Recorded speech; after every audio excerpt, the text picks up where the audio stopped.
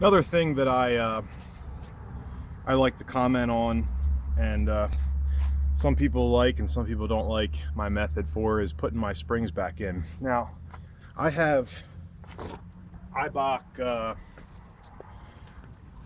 Ibach Pro Sport lines. I think I can never remember. Anyway, it's the one with the less drop. Now I'll admit they do allow for spring install. It's a little bit easier than the stock springs, but stock springs are still, you can still do them this way. I've done it several times, and here's my setup. Okay, the A arm right now is loosely bolted. It's not straight down, obviously, because you wouldn't be able to hook the spring on, but it's close. If I let that jack down, that A arm will release that spring completely, and it'll fall on the ground. For installing, I like to get the bolts in loosely. I have my strut and my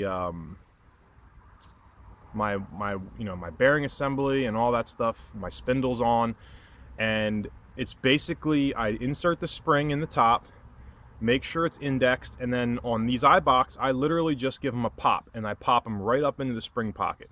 Make sure they're indexed properly, and that won't, that'll sit there like it is, while I put the spring in. So one thing you need to do in order to be safe is you need to just do a safety, tie the spring in for safety. And right now I'm just using a piece of ratchet strap, and you don't need to tie it so that it doesn't move at all. You need to tie it so that if, heaven forbid, the spring decides that something breaks, the spring decides to try to exit the pocket area, it doesn't go far.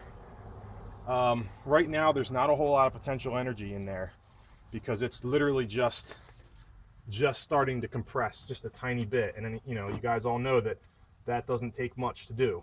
It's when you get that thing a quarter of the way up or halfway up, you got to be really careful, because if something happens, man, it can get ugly quick.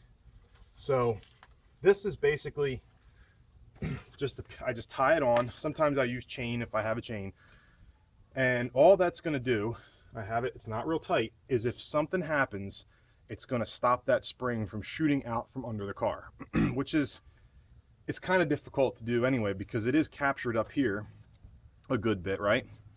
And as long as your jack is still here, you got a lot of stuff in the way, but you don't want it to happen. So just tie it off. At this point, I'm ready to start compressing the spring. Now, like I said, it's in there. Oh, it's 30 sec. It's in there. It's in the pocket. It's indexed. It's ready to go. And we will go from there. By the way, this is a little sidebar. These are the boots that came with my Bilstein, my nice, expensive Bilstein shocks.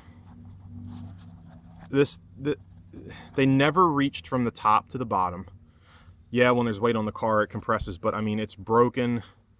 And I don't, if you know this about these, this whole piston is exposed, and it's a big bored piston, so I would hate to have rust and crap on there. So I got these from Advanced Auto for $6. They're just a shock boot, and they fit perfect. I have them down pretty far on the body just because I have so much, and the top, it sits below where right here is where it hits my strut mount. So I might put another zip tie right here, but I don't think it's necessary. I think it's just gonna kind of butt up against the bottom of the strut mount and keep it in place. $6. The part number is it's SA1997. They're $6 a piece. You can get rid of these blue things that are falling apart, and they look like they're gonna work. So anyway, little sidebar there if you have Bilstein shocks. Okay, so here we go. We're gonna slowly start. Make sure your brake line's not in the way. We're gonna slowly start to lift up, and now I'm gonna keep my eye on the top of the strut here, because at some point I'm gonna have to make sure I curve it in to go in the hole, like kind of balancing act. I want to do that at the same time as I'm jacking this up. So here we go. There's 2 pumps, and I'm already getting close to the hole. Okay, now you can see at this point, the strut is up in the pocket.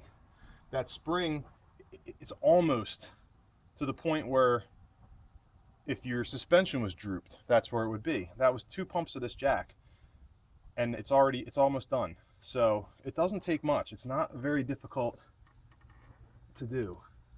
Right about now, you're going to start noticing that the car might shift a tad because you're starting to put some pressure on the spring. So you just go straight up. All right.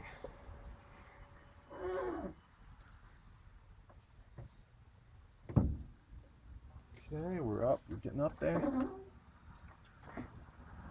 Right now, my Bilsteins are being compressed for the first time in a long time.